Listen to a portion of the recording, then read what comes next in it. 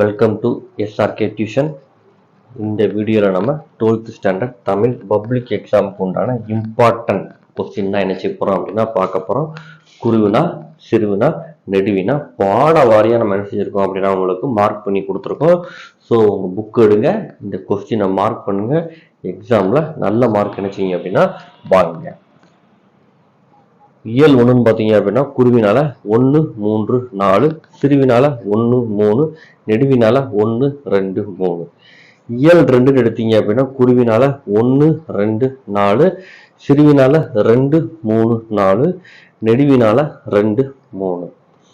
இயல் 3ன்னு பார்த்தீங்க அப்படின்னா குருவினால 1 2 3 5, சிறுவினால 1 2 5, நெடுவினால 3.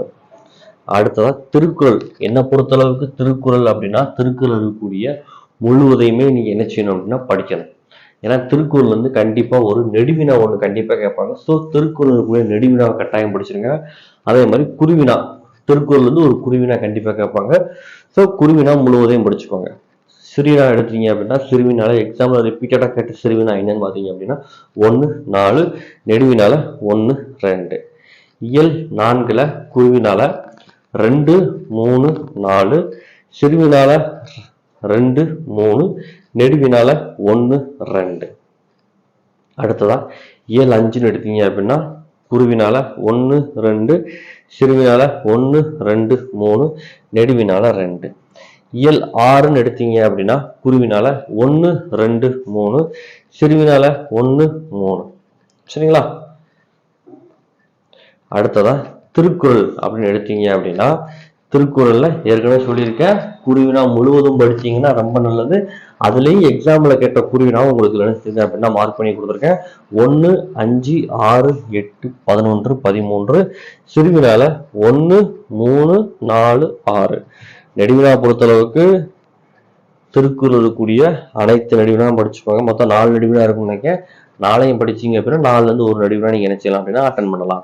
அடுத்ததா இயல் 7ல குருவினால 1 3 4, சிறுவினால 1 4, நெடுவினால 2 3. அடுத்ததா இயல் 8ன்னு எடுத்தீங்க அப்படின்னா குருவினால 1 4, சிறுவினால 1 2 3. நெடுவினான்னு பார்த்தீங்கன்னா நெடுவினால 1 2 3.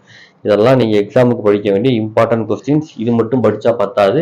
இது போக உங்களுக்கு புக்குக்கு பின்னாடி இருக்கக்கூடிய பயிற்சிகள் ஃபுல்லாக என்ன செஞ்சுக்கோங்க அப்படின்னா செஞ்சு பார்த்துக்கோங்க.